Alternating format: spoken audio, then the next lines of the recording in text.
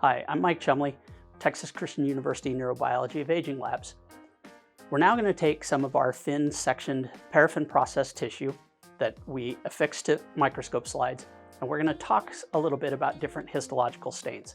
Now, there are hundreds of different histological stains that you can perform on these tissues. We're going to do one of the most common and probably the best to look at general morphology of the tissue. It's called hematoxylin and eosin, or H&E. So in this process, we will take our slides, we will run them through 23 steps of different solutions in order to stain the tissues with hematoxylin, which will bind to the DNA, so we'll know where the nuclei are, and eosin, which binds to proteins in the cytoplasm.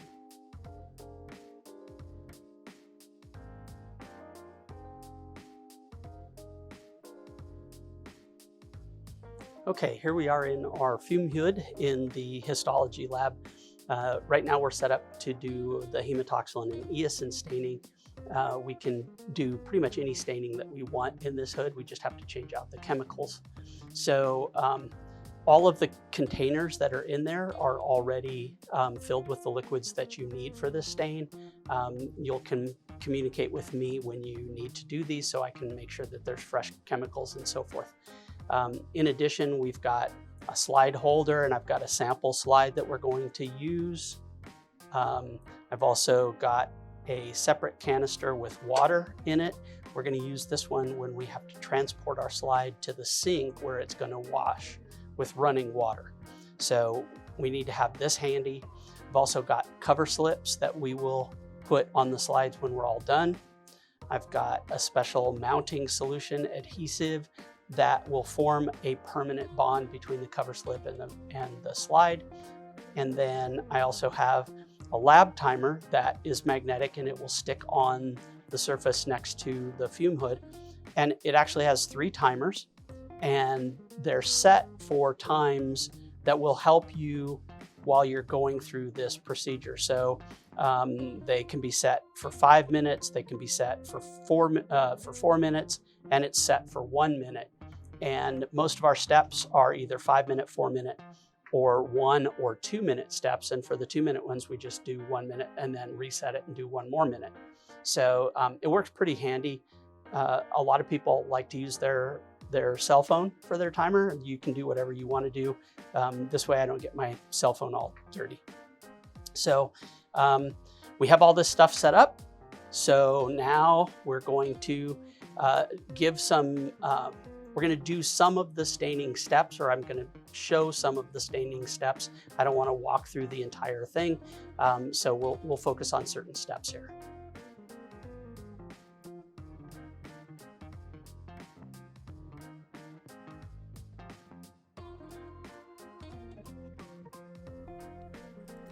Now you can see from this protocol sheet that performing hematoxylin and eosin staining involves a lot of steps. So there's 23 different steps in this procedure. And rather than show all of them, I'm going to show specific ones. So we're going to start off by looking at dropping your slides into the very first step called sub-X, and then moving from the first tub of sub-X into a second sub-X.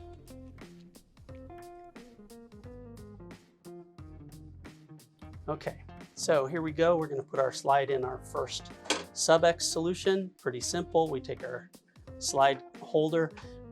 Always make sure your transitions from one container to the other are fairly slow because the tissue sections can come off.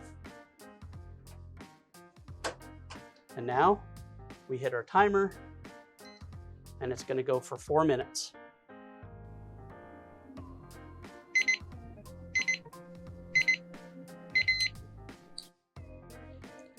Okay, so now it's time to move our sample from the first sub-X to the second sub-X.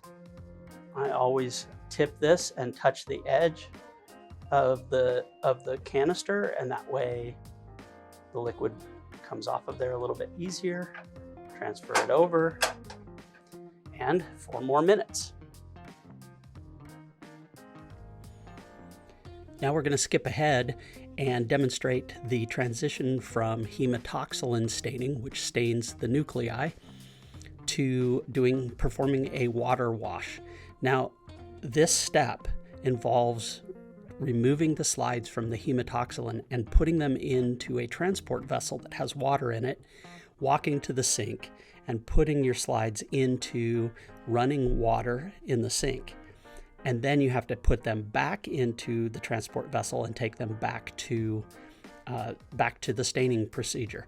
So we're going to watch this transition, but I want you to notice that there are 2 more of these transitions. So steps 10 to 11 has a water wash, and 12 to 13 also has a water wash. So we're not going to show those. They work just like the hematoxylin followed by a water wash. The times are just different. Okay, so now we're going to demonstrate the hematoxylin and water wash steps. So first we are going to move our sample into the hematoxylin stain. Now this hematoxylin stain is pretty nasty stuff. You don't want to get it on your clothes, so make sure you're wearing your lab coat, make sure you have gloves on. So now it's going to go in there for 5 minutes. And when we're done, we'll put it in water and transport it over to the sink. 5 minutes later. Okay, now after the 5 minutes in hematoxylin, we're going to transport this using a separate water container. We're going to transport it over to the sink where it's going to wash in running water for 3 more minutes. We try to get as much of the hematoxylin off of the container as the carrier as you can. Put it in water. And now we transport it over to the sink.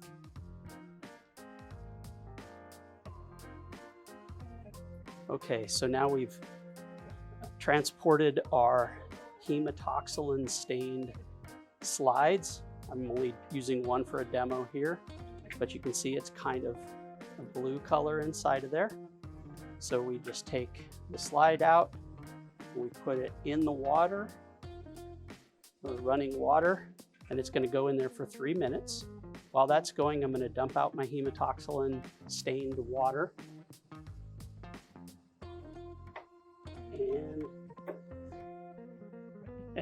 And the water doesn't work.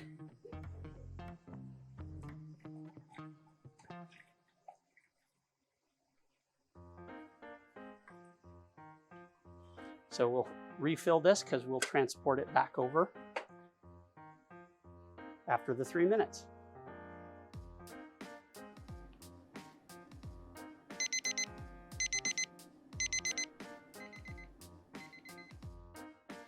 Okay, now that our 3 minutes is over, we take our slide back out.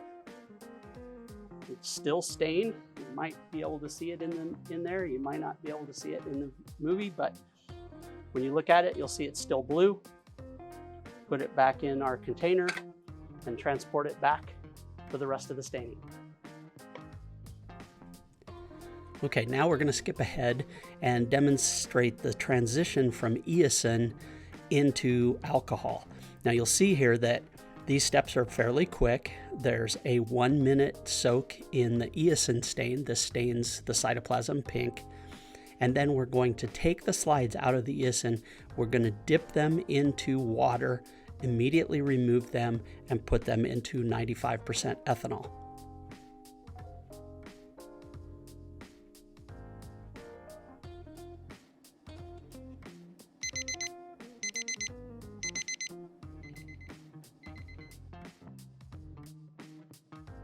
Okay, now that it's finished with the eosin step, we're going to take it out of eosin. We're going to dunk it 1 time in our water bath and then put it into 95% ethanol. So our eosin is a nice pink color. Take it out, dunk it 1 time, take it back out, and put it in our 95% ethanol. And that step is for 2 minutes. Okay, now we're going to skip ahead. we've gone through all of the steps, and our slides are now sitting in the very last container full of sub-X. Now, this is called a hold step because they can sit here for quite a while, but we don't want to go to lunch here. We want to take the slides after they've gone into this final sub-X, and we want to start mounting the cover slips on them. So here we're going to demonstrate those slides in the sub-X. We're going to remove them one at a time, and we're going to put a mounting adhesive onto the slide, and then we're going to roll our cover slip onto it, and we're going to let them sit overnight so that the mounting medium gets hardened.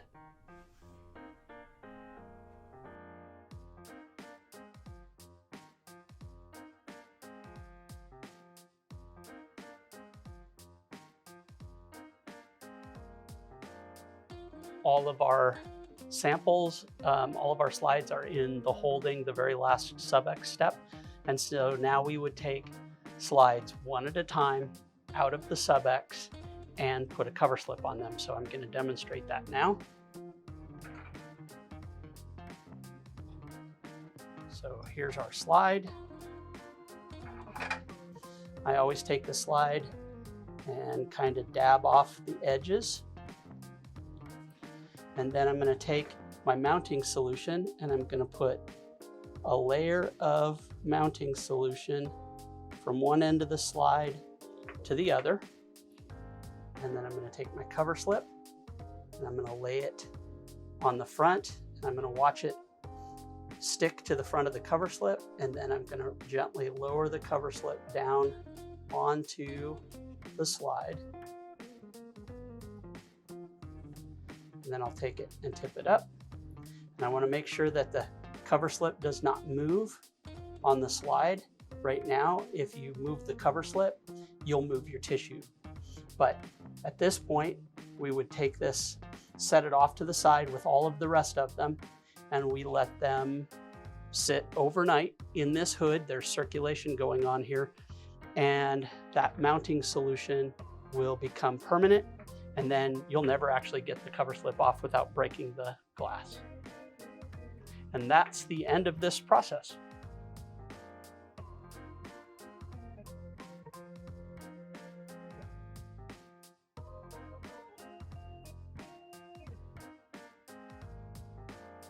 Okay, once you are done with your H&E staining, you can either clean up all of the H&E staining materials, or if you're going to do another H&E stain, say the next day or within the next couple of days, then really all you need to do is clean up some of the alcohol steps. So I'm going to start off showing you what to do if you're going to stain, say, in a couple of days. One of the first ones, and probably the easiest one to show you, is the 95% and the 100% ethanols that come after eosin. So if you remember, the eosin is this pink color, and so we want to make sure that we get all of the ethanol and out of these containers that have pink dye in them. So I'm going to actually start. So the most pink is going to be in the 95%, but I'm going to show you that you can even see it in the second wash step, which is the 100%. And if I dump it into this beaker, you can see that it's pretty pink. Now, the 95% is even more so. So if I dump it in here, you can see it's pretty pink. Okay, so we would want to, now this can go down the drain, it's just alcohol. So you're going to dump that out, but these containers need to be cleaned because can be a pink dye still in the containers, and water will not get rid of it. So you have to use ethanol. So there's a spray bottle that has 70% ethanol that you can spray in it. Oftentimes also I will dump some of the 100% ethanols and fill this 95% ethanol with 100% ethanol, let it sit for a little while, and then you can actually take your finger and rub your finger around the inside, and you'll be able to get rid of all of that pink cast. All right, so once this is dumped, Then we need to filter the eosin and the hematoxylin back into their containers. So here's our hematoxylin, here's our eosin container. I'm going to show the hematoxylin primarily. The eosin, it works the same way. When you filter, you need one of these fluted filters that can go into the funnel. And if you remember from chemistry, you always have to wet the filter before you do anything. So there's DI water in the lab, and so you're just going to wet this filter down.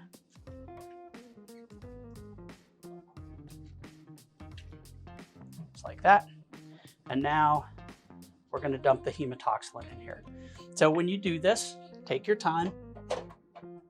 Remember, this is a pretty strong stain. It's hard to get out of clothing and things like that. So, and I'm right-handed. I'm not going to try to dump it with my left hand, so I might cover this a little bit, but I'm just going to dump some hematoxylin in there, and I'm going to let it filter. Now, as you use the hematoxylin, it will pick up particulate matter off of your slides. It also tends to want to aggregate together and aggregate around the particulates. So there will usually be precipitate at the bottom of the container. And so as you start filtering, it filters really quickly at first. But then as the pores of the filter start to catch that particulate matter, then that means there's fewer and fewer open pores. So sometimes it takes a little longer. So just keep dumping your hematoxylin in there. And when you're all done, make sure that the filter's empty. You can put the filter in the trash can, seal off your container, and you can leave the container in the fume hood. You don't need to move it anywhere. Same thing with the eosin when you filter the eosin. We want to clean out the containers. So the hematoxylin, we'll clean it out with water, and then we will throw in some ethanol, spray some ethanol in there, wipe it down really good. Same thing with the eosin container. It's very pink. That one needs ethanol to get rid of the eosin. So, and when I told you I often will dump the 100% ethanols out and dump them into the containers that have the eosin, if you think about the process here, we go from sub-X, there's 3 sub-X steps, and then we go into 100% ethanol. So really what you're doing in that step is you're replacing sub-X with ethanol. That means there's going to be sub-X in that first 100% container. There will be a little less in the second 100% container. There will be less in the following container, which is 95% ethanol. So each step, you're reducing the amount of sub-X that's in your tissue. So this 100% ethanol is not really that good. It will work if you're going to stain a bunch of slides. It will be fine the second day. But if it sits for 4 or 5 days, first thing is it evaporates quite dramatically. And if you've done a bunch of slides, say you've done 100 slides of H&E staining, you're going to want to dump that ethanol. So I'll actually dump it and use it to clean out my eosin container. And you can do that for any of the 100% ethanol steps. And then the next time you get ready to do a staining, we put brand new, fresh 100% ethanol in there. All right, so you may not be able to see this, but there's a bunch of particulate matter down at the bottom of this container. And so we will clean that out. Like I said, when you're all done, you just put your lids back on these 2 containers and turn the light off, and you're good to go.